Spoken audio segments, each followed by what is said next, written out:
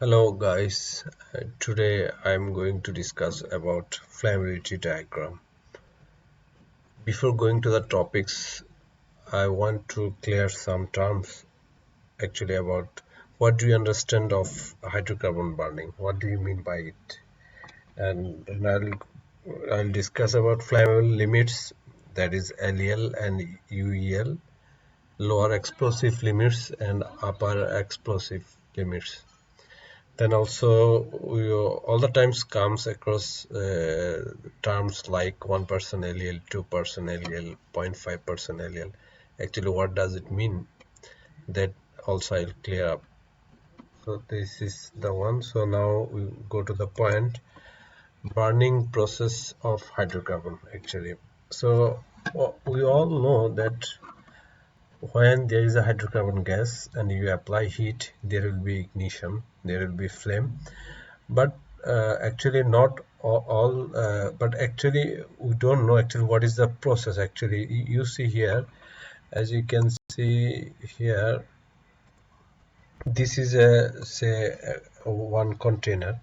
It has got some flammable liquid. So this and next to the surface of flammable liquid there is a gas. There is a gas, and this gas and also air mixture. So when it has got heat from some external sources, so it can be ignited and it will produce some flame. But the thing is that the liquid is not burning. The gas here, the in the space above it, it is burning, not the liquid actually. So what is happening here? These gases produce react with the heat and oxygen in the air, and it makes carbon dioxide and water, and this reaction creates heat, and this heat creates flame, and this flame propagate through the air and and evaporate from the liquid. And as soon as the liquid start evaporating, so it is replenishing the gas which has been used up. So which has been used up, it is replenished soon, very soon. So it is actually closed cycle. The gas is burning, create flame, and flame makes the liquid evaporate, and the evaporation creates more gas. So it is a closed process until the liquid finished completely. It will keeps burning. So this is the actually burning process of the hydrocarbon act. So we all familiar with. Okay. So now we go to the next slide. So here this is the flammable limit. So this flammable limit, you have to understand that not all the mixture can be ignited. I mean, if you say there is a container, so you put some liquid and this container, and you have some air here. But if this gas here, if it is more than 10%, say, or 11%, so 11% this hydrocarbon gas here, more than 10 or 10%, so there is a high possibility that these gases will not burn. Irrespective of how much heat you are applying, it will not burn, because uh, for burning the gases, this gas and air ratio should be in such a way so that it can be burned. So this ratio means, I mean, there is some concentration limits. As I wrote here, you see, all mixtures of hydrocarbon and air concentration cannot ignite until unless concentration lies within the flammable range. I mean, there is some concentration range, not all the concentration. I mean, if you take 0.5% hydrocarbon gases and rest is air, so how much heat you apply doesn't matter, it will not ignite. Okay. And if say there is a 20% 20% by volume is hydrocarbon is, say this is the 100 cubic container, 100 cubic container. So here you gave 50 cubic hydrocarbon and 50 cubic air, and you apply heat. There will not be any ignition because it is too rich. I mean, too much hydrocarbon is there, so there will be no chemical reaction. And if you see, there is a 0.5% volume and rest is air, so there is too lean. I mean, there is very few hydrocarbon gases to burn, so that's why it will not burn. So for burning the hydrocarbon gases, it must fall in some frame. I mean, within some frame it must fall, then this gas can be burned. So the this lower value of this range, I mean this range, what we are talking about, this range, the lower value of this range, I mean considering only hydrocarbon, not the air, is called LEL, lower explosive limit, and the upper value is called UL or UFL, upper flammable limit. Or LEL, LFL, UL, UFL, it's all the same things. Okay, LEL, lower explosive limit, LFL, lower flammable limit, is same thing. Similarly, upper explosive limit UL and UFL, upper flammable limit, is also same things. So what do you understand actually?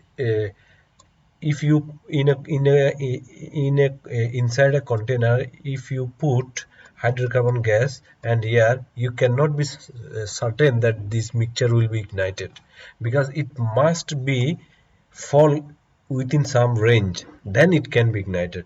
So this range, lower value of this range, it's called LEL, and upper value of this range it's called UFL. I think everybody got this point actually by the time now. Okay, so but this concentration, this, I mean this range is not constant. Maybe for, say, for methane, maybe it is 1% is the lower and the 10% is the upper. Say maybe for octane, just this is for example, maybe for octane 2% is the lower and the 12% is the upper. It may be, but this is not fixed. It can be changed. Also, most important thing you remember, if, here is only hydrocarbon and air.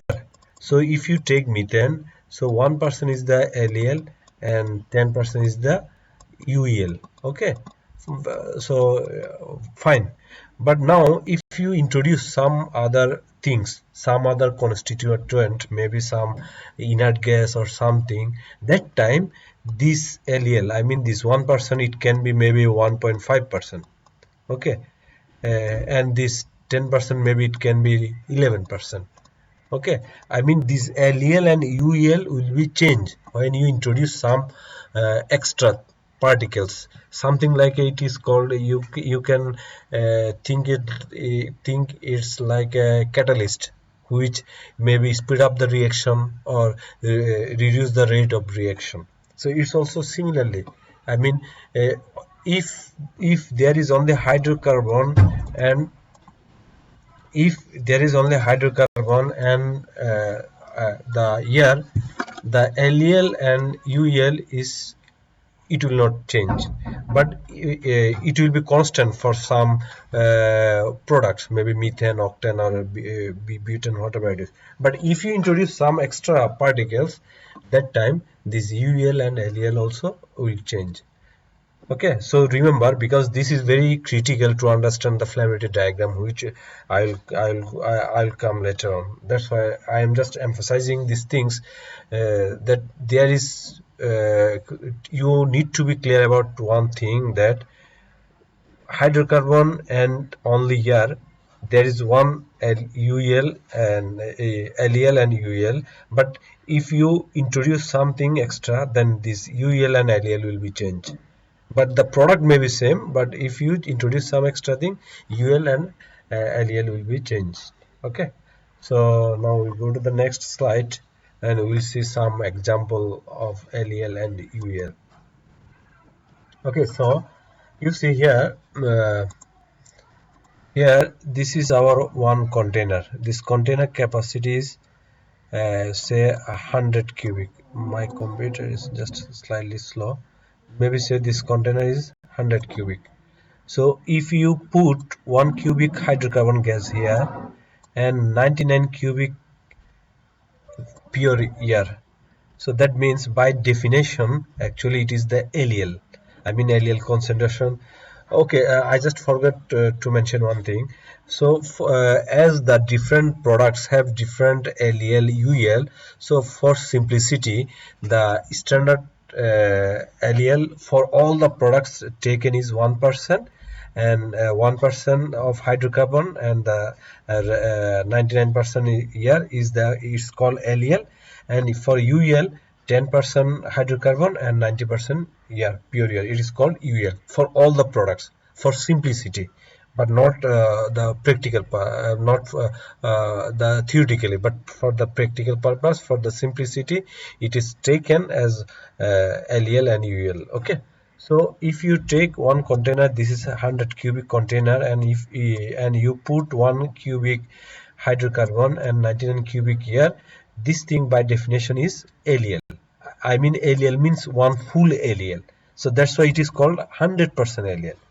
Okay, but now in the same container you reduce the hydrocarbon gas and make it 0.01 m cube hydrocarbon gas and rest 99.99 m cube, so it will be 1% LEL. I mean 1% LEL is actually, see here I already write down here, one full LEL is equal to 1% hydrocarbon plus 99% air. In other words, that is 100% LEL. So 1% LEL is 1% of 1% hydrocarbon. So that's why it is 0.01. Okay. So same for one full UL, it's also same thing, 10% hydrocarbon, 90% air, and also 1% UL, 1% of 10%. So I think all of you understand the point actually. What is 1% of LEL and 10% of UEL? What is, I think you already know. Okay. So now we go to the next slide. That is the final slide. That is this diagram. Okay. So this diagram actually not easy. Okay. It looks like a x and y. This is the x axis and this is y axis, and this is this is the graph, 2D graph, and we have here all the points represent a x and y value. No, it's not like that. Okay, it's not like that at all. This is the different graph actually, but it looks like a 2D graph. That's why you need to be very careful actually what this graph actually mean. You see, this is the y-axis. Okay, it's represent hydrocarbon, only hydrocarbon, and this is x-axis. It is represent only oxygen percentage volume. I mean how many percentage of volume of oxygen remaining here. Okay, but the point here, you see, but the point here, so you can say like x and y graph, the point here will represent hydrocarbon and oxygen. No, it will not represent, actually it is representing here hydrocarbon and air concentration as well as inert gas. Okay, so you have to understand this point, any point here, left side of this AB line represent here hydrocarbon, inert gas and air mixture. Okay, and right side of this AB line is pure air, and on this line, only on this line, any point you take, it will represent hydrocarbon and pure air, nothing else, no IG. Okay, understood? So this AB line, it will represent only hydrocarbon and air, no IG. But left side of this line, it will represent IG, but and right side of this line, it will exclude hydrocarbon and IG, only represent pure air. Okay, so that's why right side of this line, we have no business, no concern here. All business we have here is the left side of this line. Okay, so here you see, so this is the 5, 10, 15. Okay, so this is the C. So as we already know that 1%, I mean this is maybe 1%, this is not actual representation, say this is 1%. So this is the 1 and this is the 1% is hydrocarbon here, and 99% is air.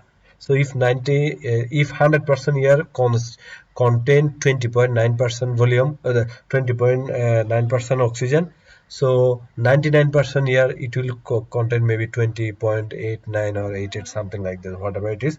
So that's why this line is slightly inclined. You see here maybe it is 20.89 or 88, something like that. So this is our LEL. Okay, and as the hydrocarbon increase, I mean hydrocarbon increasing, so it will go along this line, along this line, along this line, and it will go up to 10% when there is a 10% hydrocarbon and rest is the pure air. That time the oxygen also will reduce, because now only 90% is air, so 100% air contain 20.9% oxygen. So 90% air will contain less than 20.9. So maybe it will be 19.9. That's why the line is inclined here. So this is the point. This is the UEL. Okay. So now what we are doing, if we introduce, I mean if we are introducing some catalyst like inert gas, if you introduce that time, what will happen? You are changing the LEL and UEL. That is what I just told you, that if you introduce some extra particles, that time the UEL, LEL will not be same like 1% and 10%. It may be more or less. So that's why you see when you introduce the IG, the LEL increasing.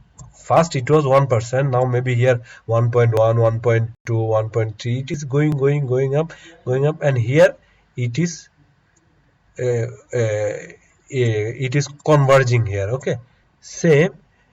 Still, if you are introducing the IG, it will go like this way, like this way, like this way. The also you can start from here, it will go like this way, like this way, and it will here and converge here.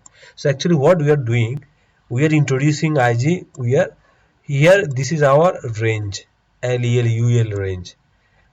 You come here, you are decreasing LEL UL range. You come here, you come here more, you are decreasing LEL UL range. Same way you come here, you are decreasing LEL and UL range. So here also same thing, you are decreasing. Finally the LEL UL range extinct, there is no more LEL UL range. So beyond this point there is no ignition, only this area will be capable of ignition. Excluding this area, there is no ignition. Okay, there can be no ignition, no burning. Okay, so this is the actually, this is the graph flammability diagram, what actually it represent. Okay, but maybe we are not very clear about this.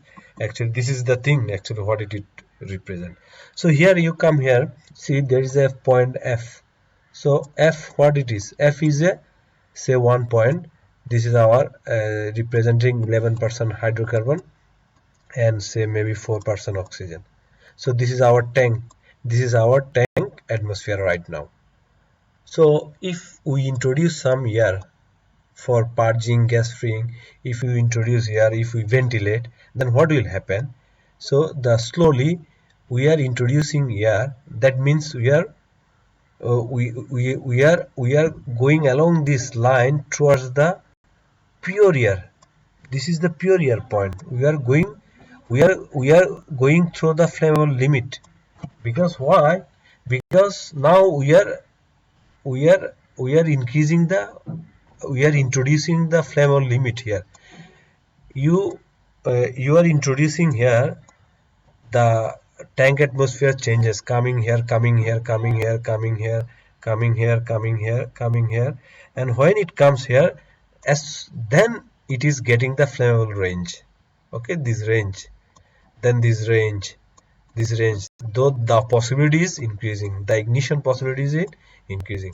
So when your tank atmosphere is at this point, so you cannot dilute with air directly. So what you will have to do, you will have to introduce more Ig. Still you have Ig here, I understand. You have Ig, your oxygen content is less, everything is less, but still you have to introduce more Ig, and you drop this point to the H, not here. You drop this concentration here, and at this point, if you introduce air now, if you dilate, if you ventilate with air, so it will go away from the flammable diagram. Okay, but if you drop here, if you make your tank atmosphere at this point and you start dilating from here, that time it will go very close to the diagram. So that's why it is called critical dilation. So you cannot do that. What you have to do, you have to drop here and then you start dilating with air, then you are safe. Okay, so that is the thing actually this diagram saying. I think everybody can understand from here. If you have any question or any doubt, or if you want me to make more video about many more topics, then please let me know in the comment section. Of course, I'll try my best to make. Thank you very much.